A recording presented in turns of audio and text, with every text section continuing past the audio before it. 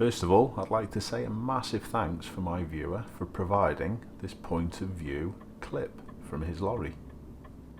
And hopefully, with what I'm about to explain, it's going to give people an idea of how big the blind spot areas are in big vehicles.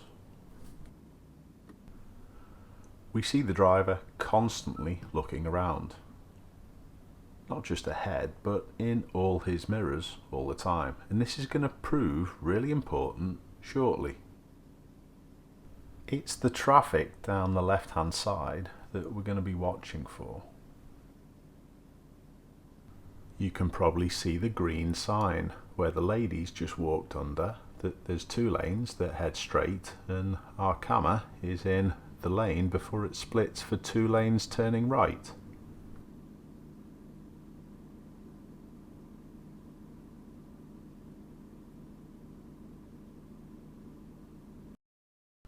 Now I've just paused the clip just to point out the silver Ford that's just in front of our lorry.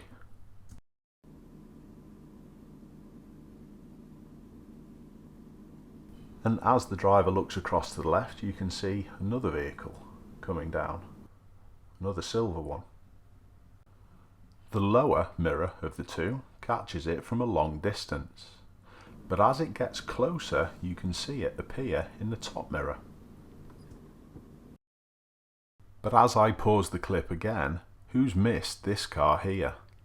This is why our driver was fidgeting about in his seat. He was actually leaning up to get a better view. He'd seen it. Had you?